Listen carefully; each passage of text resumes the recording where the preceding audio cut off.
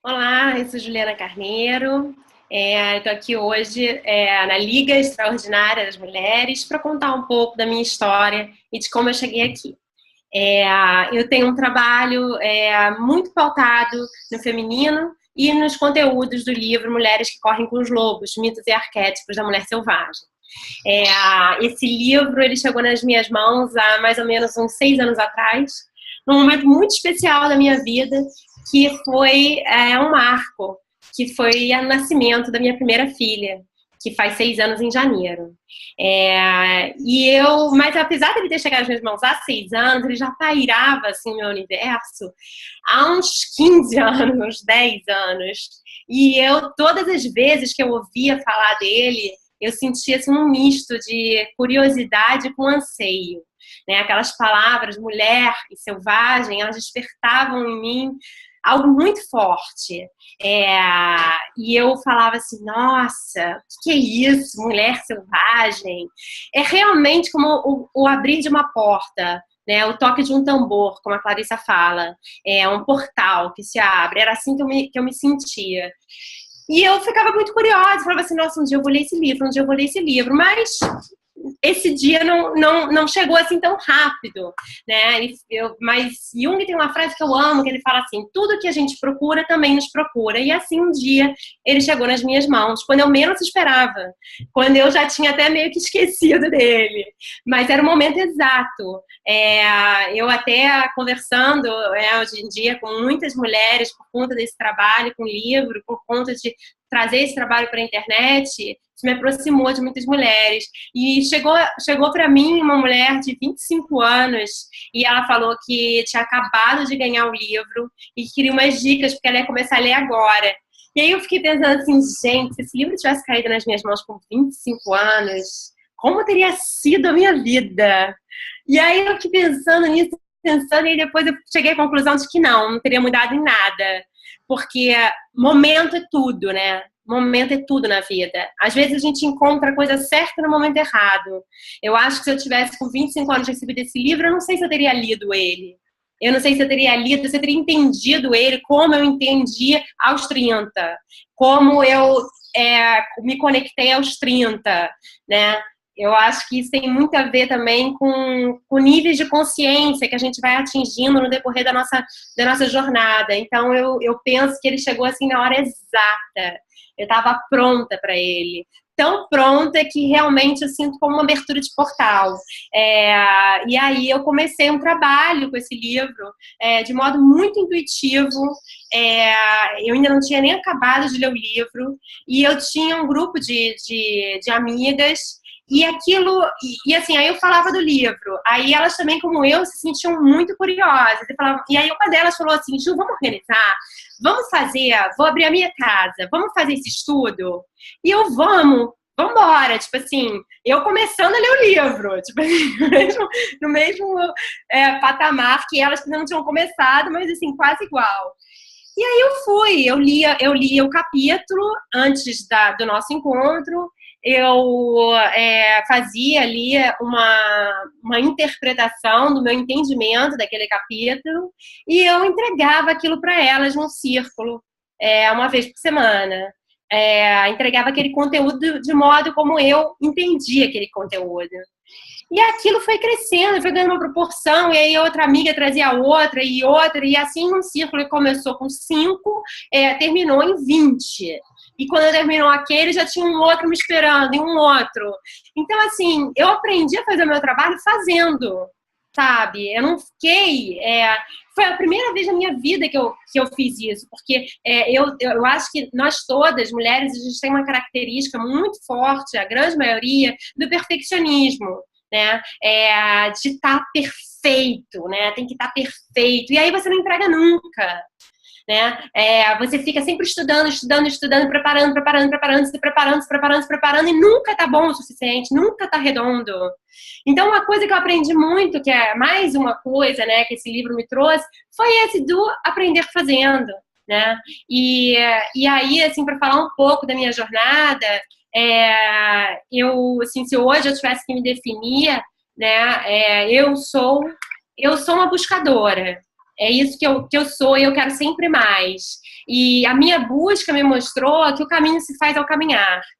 Então, assim, eu não tenho respostas, acho que ninguém tem todas as respostas, mas, assim, eu sempre fui encontrando as minhas respostas à medida que eu fui caminhando no meu caminho, entendeu? Então, acho que às vezes as pessoas querem muito ter respostas prontas, siga por aqui, vá por ali, entendeu? E eu acho que quem tem todas as respostas não precisa de intuição. A intuição, ela só aparece quando a gente reconhece, eu não sei qual é o caminho. Entendeu? E estar no lugar do eu não sei é ok. É o deserto. Estar no deserto pode ser muito produtivo, pode ser maravilhoso para as mulheres. Eu acredito que o deserto é um lugar de incubadora, mas eu percebo que as mulheres têm muito receio de estar no deserto, têm muito medo. Ninguém quer não saber. O nosso ego não aceita o não saber. O nosso ego, ele quer ter todas as respostas. E quando ele não tem, ele fica muito frustrado, muito, ele fica arrasado. Ele começa a pensar em soluções, solução A, solução B, soluções o tempo inteiro, sabe? Então, o meu trabalho com o meu livro, o meu trabalho com o feminino, o meu trabalho como coaching me ensinou a fazer perguntas poderosas. Né? As perguntas são a chave para germinar a nossa consciência. Isso é uma frase da Clarissa. E eu acredito muito nisso. Mas as pessoas, elas não querem encontrar as respostas. Elas querem muito ajuda. As pessoas, elas querem muito um guru. Que digam para elas, faça isso, faça aquilo. Eu não quero ser guru de ninguém. Eu acredito que a gente está numa nova era. E nessa nova era, cada um é guru de si mesmo. As pessoas têm que encontrar em si a sua própria força. O que eu quero fazer, o que eu faço hoje, é apoiar outras mulheres para caminhar junto com elas, para ajudá-las a que elas encontrem a sua própria força interior, porque está tudo dentro da gente, não tem nada fora, está tudo dentro. Então, esse é meu trabalho, que começou desse jeito que eu te contei, de uma forma muito intuitiva, fazendo, e esse trabalho ganhou uma força, ganhou uma potência dentro de mim enorme, em termos de propósito de vida, em termos de deu sentido. A minha vida floresceu, cresceu em saúde, em significado, os meus relacionamentos melhoraram. Eu mudei minha carreira. Né? A minha formação é jornalista, depois eu fiz uma pós em marketing, trabalhei com marketing de moda, trabalhei em revista, trabalhei em jornal, trabalhei em rádio. Depois eu fiz marketing de moda, como eu falei, fui trabalhar em São Paulo com uma marca de moda, acabei, isso, uma coisa leva a outra, eu acabei abrindo uma loja de bijuterias, porque eu trabalhava numa empresa de bijuterias, então eu acabei abrindo uma loja de bijuterias, me ofereceram isso em algum momento, meu chefe me ofereceu fazer essa parceria com ele, então foi uma oportunidade que eu nunca teria de abrir um negócio meu, e naquele momento da minha vida era atraente, porque eu estava casando, e aí para um futuro, um filho, eu teria um horário mais flexível, então eu fui, mas nunca foi o chamado da minha alma, ser dona de loja, ser comerciante, nunca foi. Uma coisa que eu fiz porque era aquela coisa segura, aquela coisa assim, certo. Mas enquanto eu fazia isso, eu estava sempre buscando o que era o chamado da minha alma, o que me fazia feliz, o que me fazia vibrar. E aí foi uma busca de 5 anos, enquanto eu tive a loja, eu tive a oportunidade de coaching, me ensina a fazer perguntas poderosas, e o livro também traz muito forte esse trabalho das perguntas. Até interessante que, assim, eu comecei o trabalho com o livro antes da minha formação de coach. E quando eu fui fazer a formação de coach, eu falei assim, caraca, a Clarissa era coach e não sabia. Ninguém avisou isso para ela. Né? Isso vinha muito forte, eu já vinha com esse trabalho das perguntas muito forte por conta da Clarissa. Então, assim, em relação à intuição, a intuição, assim, a gente fala muito da intuição, mas poucas pessoas sabem do que a intuição é formada. Né? A intuição é formada de percepção interior, audição interior, visão interior e conhecimento interior. Ou seja, para você ter uma relação de intimidade com a sua intuição, você precisa se conhecer. Né? Então, o autoconhecimento tem tudo a ver. Para você conseguir ou não só ouvir a voz da intuição, mas dar ouvido a ela. Porque o que acontece, eu acho que a Clarissa vai dizer que a intuição é o grande tesouro da psique feminina. Mas o que eu acho que acontece hoje é o seguinte, é que a gente é tão junto e misturado que se a gente não se trabalha constantemente para separar isso daquilo, e separar isso daquilo é uma das tarefas, é a tarefa 6 do capítulo 3 do livro, da história da Vassalissa, né? Que é o encontro da menina com a Baba Yaga, e que, por acaso, você sabe, é o tema do meu curso, do meu programa Vida Selvagem. Separar isso daquilo é uma tarefa fundamental, tá? Porque é a tarefa da gente separar, por exemplo, a voz do ego da voz da intuição. A gente precisa aprender a fazer essas separações sutis. Porque o que acontece é assim, a gente tem a voz da intuição, mas a gente, junto com a voz da intuição, a gente tem várias outras vozes. E a gente não sabe qual é a voz que a gente tem que ouvir. Entendeu? Então a gente se perde muito quando a gente não faz essa separação e começa a ir muito numa coisa muito do patriarcado, muito das características masculinas de racionalidade, de lógica, de pragmatismo. Entendeu? Toda vez que a gente tenta ser pragmática, lógica, racional, a gente com certeza está longe da voz da intuição. Quando a gente começa a fazer as perguntas e a ouvir as respostas, a gente tem que estar preparado para, às vezes, ouvir algo que não é o que a gente quer. E seguir aquilo. Né? Ontem, por exemplo, eu fui ver o filme do Yogananda, Awake, O Despertar, a história, a autobiografia dele. E é super interessante, porque a gente vê que isso é tão humano, né? Essa coisa de, às vezes, não saber o caminho. Né? Ele também, o cara é um mestre, entendeu? Um mestre gigante. E ele já nasceu predestinado com essa coisa de ser mestre. Não, óbvio que ele foi se aperfeiçoando, ele teve todo um treinamento, mas ele já nasceu um predestinado. Quando ele nasceu, ele já sabia qual era o destino dele. E isso traz muita responsabilidade. Né? Eu vejo também muito que as pessoas, como Freud dizia, as pessoas não querem ser livres, porque ser livre requer responsabilidade. Né? Então, muitas vezes você quer só liberdade, você não quer responsabilidade. Né? Então, assim, o Yogananda, um puta mestre, ele ficava perdido várias vezes na vida dele. Entendeu? E aí ele entrava em meditação e ele fazia o quê? Perguntas. E agora? Qual é o próximo passo? O que eu tenho que fazer? E aí o que acontecia, que é o que acontece quando a gente começa a ouvir a nossa intuição, é que muitas vezes ele não queria fazer aquilo que ele ouvia, que era para ele fazer. E ele falava, poxa, mas eu tenho mesmo que fazer isso, eu quero tanto ficar na Índia, eu quero tanto ficar nas montanhas, eu não posso só ir para as montanhas e ficar lá meditando, orando por todos. Não pode. Porque a nossa alma, ela sempre sabe aonde a gente tem que ir, o que a gente precisa fazer, qual é o próximo passo. Mas, assim, para ouvir essa voz, a gente tem que estar disposto, né? Porque a intuição, ela não é algo que a gente possa ligar e desligar. Não, agora eu quero te ouvir. Não, agora eu não quero te ouvir. Não funciona assim. Você, para alimentar o seu relacionamento com a sua intuição, para dar vida para a sua intuição, você tem que não só ouvir o que ela te diz, mas você tem que atender às suas orientações. Né? Senão, ela, como um músculo, vai se atrofiando.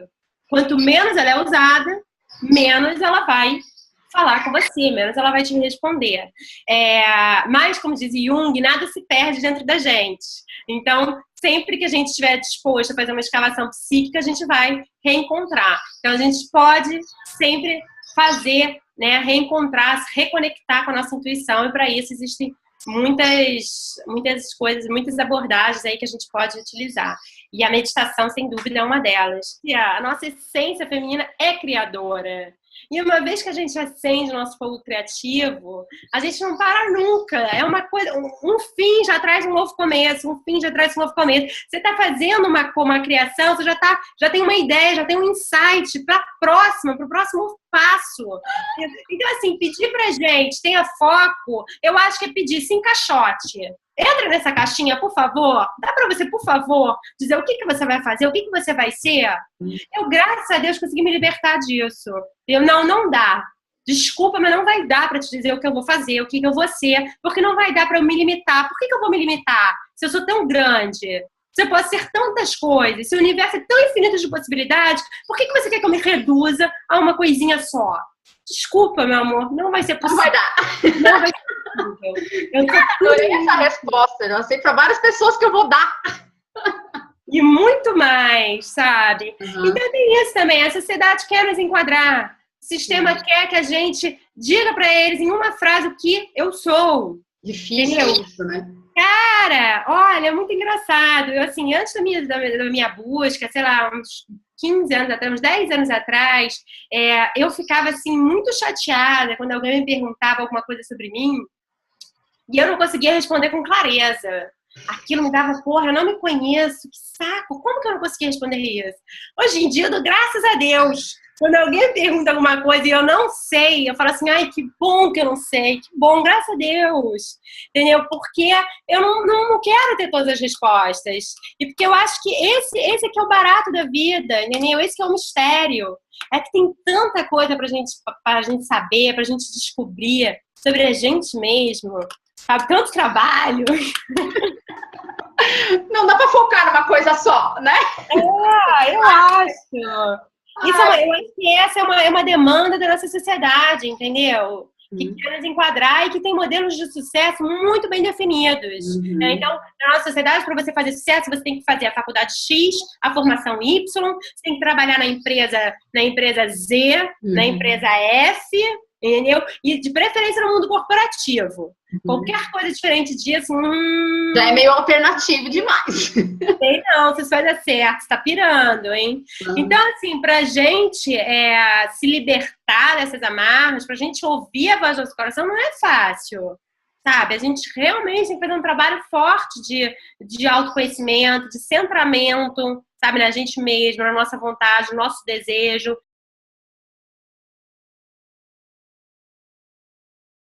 Ser protagonista, para mim, é se apropriar do que é seu, tá? E isso passa por a gente fazer esse trabalho do autoconhecimento, né? Da gente conhecer, reconhecer, né? Nos observar internamente, né? Interiorizar, para a gente saber o que a gente quer ser, o que a gente quer fazer, o que a gente quer ter do fundo da nossa alma. E não tem outro jeito de fazer isso, se não for fechando o nosso olhar um pouco do externo e interiorizando. Eu acho que a nossa vida, né, a nossa cultura, ela não estimula muito a momentos de interiorização. Né? A gente vive uma vida para fora. Né? Eu vejo aí muitos programas assim, pela internet, tipo assim, empoderamento feminino. Reserve um tempo para você, vá ao shopping, fique bonita, faça unha. Assim, para mim isso não tem nada a ver. Quer dizer, não é que não tenha, mas o que eu acho é que as pessoas às vezes ficam muito na superficialidade, entendeu? Eu acho que, na verdade, o grande universo é para dentro, sabe? Tudo que você precisa saber, tudo que você precisa ter, todo o alimento que você precisa está dentro de você, não está para fora. Se a gente for pensar o que realmente nos faz feliz, o que realmente é importante para a gente, do fundo da nossa alma, a gente responder essa pergunta, faz esse exercício. Eu já fiz várias vezes e nenhuma das minhas respostas estavam em coisas que dependesse do externo, sabe? E a gente também, eu acho que se empoderar é parar de entregar a responsabilidade da sua felicidade na mão de outros. Seja esse outro quem for. Filhos, marido, pais, entendeu? A responsabilidade sobre a sua vida, sobre a sua felicidade, sobre a sua realização, sobre a sua autorrealização, ela é única e exclusivamente sua. Enquanto você não assumir essa responsabilidade, você não será uma mulher empoderada. Não tem. E outra coisa, eu acho que também o empoderamento ele passa pela questão da segurança. Não existe uma mulher empoderada sem autoconfiança. Né? Você tem que acreditar em você, na sua verdade, você tem que confiar na sua essência. Mas tudo isso é um trabalho pessoal, é um trabalho de autoconhecimento. Vida é movimento e são ciclos de luz, ciclos de sombras, né? A gente vive num mundo de dualidades, nada é uma coisa só. Então você só vai conhecer a alegria se você conhecer a tristeza, né? Você só valoriza a alegria porque você já conheceu a tristeza. Então, todos os sentimentos são importantes. Tem até um filme, assim, bem básico, assim, para ver com criança, que é o Divertidamente. Não sei se... amo de paixão. Gente, porém horrores aquele filme, eu acho demais, assim. Tudo, né? E assim, mostra pra gente um jeito bem simples, eu acho assim, que fica bem caricato, bem fácil da gente compreender isso que a gente está discutindo agora, porque a alegria, ela fica o tempo inteiro deixando a tristeza do canto e falando assim, tristeza, toma um trabalhinho pra você, minha filha, vai se alegrar um pouquinho, vai. Ou seja, você não pode ficar triste, tristeza, está atrapalhando meu trabalho, tristeza. Por favor, saia de cena aqui. O cardápio é alegria. E eu acho que é isso que a gente faz o tempo inteiro. Só que isso é negar. E negar, levar para as sombras a nossa dor, a nossa tristeza, não nos ajuda nem um pouco. A gente pode conseguir fugir daquilo por um tempo, mas não tem jeito. Uma hora, a gente vai ter que resolver. Sabe? Aquilo vai perseguindo a gente como sombra. A gente começa a reviver aquelas situações diferentes, com personagens diferentes, mas com a mesma questão central. Nos obrigando a, tipo, agora, minha filha, agora você tem que resolver. E aí, no final das contas, a alegria no Divertidamente, a alegria depois de uma jornada longa, depois de perder tudo, de achar que ia desaparecer, que ia sumir da face da Terra, quando ela chega em outro planeta, ela tem um insight de que, na verdade, a tristeza, em determinado momento da vida da menina, foi super importante, que foi depois de um momento triste que a menina teve um super dia maravilhoso, teve um super insight, e aí ela tem a alegria, tem essa sacada. Então ela volta para a torre de controle ressignificada, entendendo que a tristeza tem o seu papel. Eu acho que passa também muito por ser autora da própria história, né? Por se empoderar. A gente só é capaz de criar a nossa própria realidade quando a gente assume as rédeas da nossa vida, né? Não, a vida é minha, eu vou fazer, tá? Calou a voz do mundo agora, eu vou ouvir a minha voz. E aí, quando você começa a ouvir, a conseguir silenciar a voz dos outros, estar mais próxima de si mesma e mais longe dos outros, isso não é um exercício fácil, porque isso traz não problemas, mas traz, assim, toda vez que você começar a se diferenciar, que você começar nesse processo de autoconhecimento, que nos faz o quê? Nos faz perceber que nós somos únicas. E ao ser único, a gente vai ficando o quê? Diferente dos demais. A gente vai nos diferenciando. A gente deixa de ser um monte de vaquinha andando, caminhando junto na mesma direção para uma atitude assim, não, peraí, eu vou olhar agora e eu vou decidir qual caminho eu quero seguir. Não vou mais seguir essa manada. Não quero ir para aí, não sei nem onde eles vão chegar. Por que eu tô fazendo isso? Por que eu tô indo por esse caminho? Não, agora eu vou olhar, eu vou mapear quais são as minhas possibilidades. O que eu quero fazer? E aí essa atitude é uma atitude de empoderamento. Né? E é só a partir dessa atitude que você se torna capaz de criar a sua própria realidade. Como é que a gente cria a nossa própria realidade? Fazendo essas escolhas, né? De novo, falando do filme, do Yogananda, né? Tem vários depoimentos, um documentário, e um deles é de um cara, seguidor dele, que quando após a morte dele, ele vai para a Índia e pergunta para um outro mestre, mestre, e agora? O que eu vou fazer que meu guru morreu? Quem vai ser o meu guru? Aí o mestre olha para ele e fala assim, como assim, né? Pergunta sua, quem vai ser o seu guru?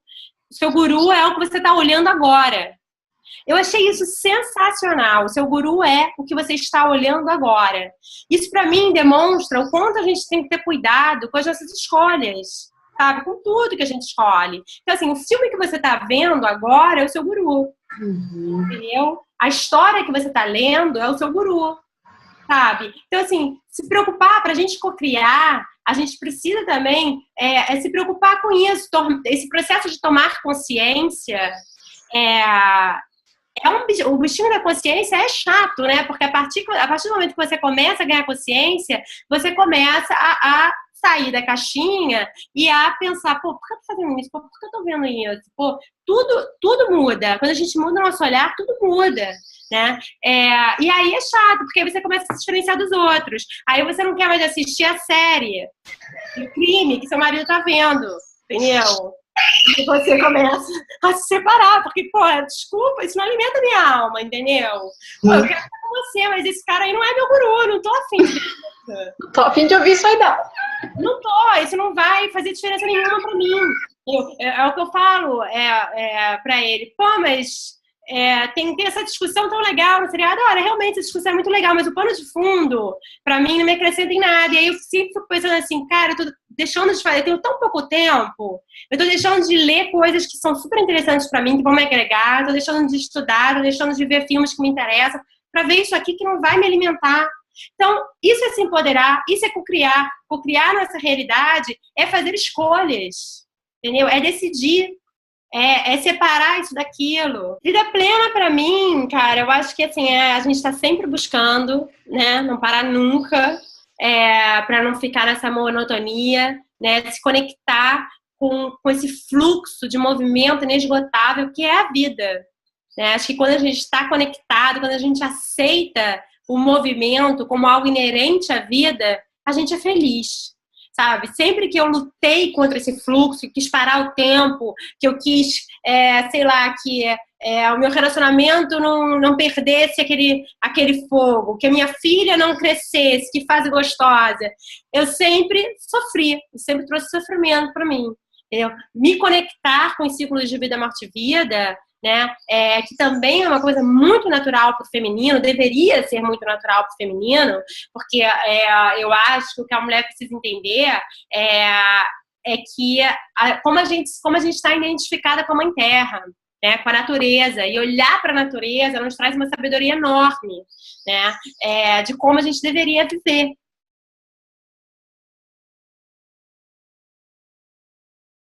Eu vejo o sagrado feminino hoje, esse movimento do sagrado feminino é um movimento de espiritualidade, tá? Tem um movimento muito forte de espiritualidade, que eu acho super importante também, porque eu acho que a espiritualidade é uma característica inerente da mulher. Você pode negar isso, mas uma hora você vai ter que... você vai se ver de frente com essa questão. Né, eu acho que isso também é uma outra coisa. Eu acho que a gente precisa se reconhecer, nós precisamos nos reconhecer como seres espirituais. Né? Acho que esse é o primeiro grande movimento. Mas, enfim, de forma geral, eu acho que o sagrado feminino, para mim, é a gente perceber o feminino, não ver o sagrado como uma conotação espiritual, mas ver o sagrado como uma conotação de algo que tem valor. Então, para mim, é uma retomada de consciência das mulheres perceberem, entenderem e reconhecerem o valor de ser mulher, o valor do feminino. Porque mais de 2.500 anos de patriarcado nos fez esquecer do que é ser mulher, do que é estar conectada com o feminino. Ninguém quer feminino.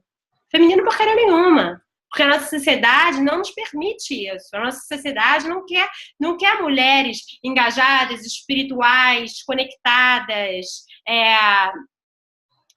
bruxas, curadoras, né? A internet, ela é feminina.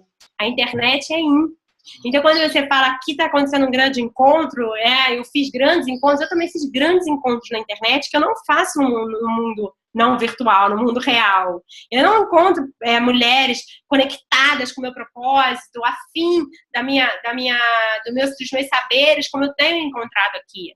Né? Então, essa mágica, ela é da internet, ela é da tecnologia, e eu acho que ela tem tudo a ver com esse movimento, ela nos ajuda a fazer esse movimento que nós precisamos de reconexão, de engajamento. Né? Agora, você falou como você vê o feminino, né? No século XXI. Eu vejo o feminino, a gente realmente, eu acho que nada é por acaso, né?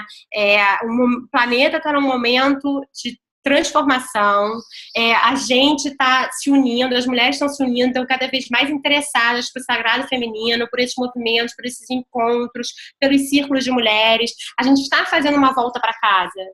E essa volta para casa que eu chamo é uma volta às nossas essências, às nossas raízes femininas. A gente está fazendo esse trabalho. E a tecnologia, ela vem nos ajudar. Né? A gente hoje escuta falar muito de espiritualidade, essa coisa da unicidade, somos todos um. Né? Eu acho que a tecnologia ela vem muito para nos apoiar isso. Vamos usar ela a nosso favor.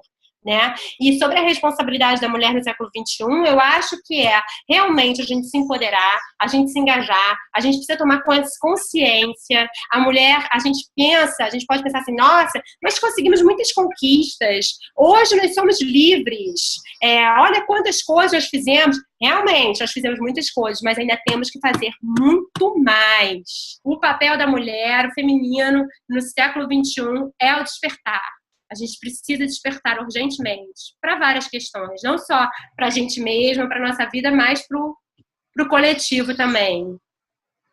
Bom, eu queria agradecer a Janine por essa oportunidade de estar aqui na Liga das Mulheres Extraordinárias, dizer que eu estou muito feliz por fazer parte desse projeto lindo, que eu acredito muito. Para mim, ela falou de encontros pela internet, para mim encontrar a Janine foi um super encontro, e eu sinto que a gente ainda tem muitas coisas para fazer juntas aí, nesse caminhar. Bom, então, gratidão por você que está aí assistindo. Eu quero convidar você para assistir, né, as entrevistas, vão ser mais entrevistas, não, as palestras da Liga, do Congresso Online, da Liga das Mulheres Extraordinárias. Vai ser de 1 a 7 de março, está imperdível. São mais de 60 palestras com mulheres como você, extraordinárias. Te espero lá. Prazer.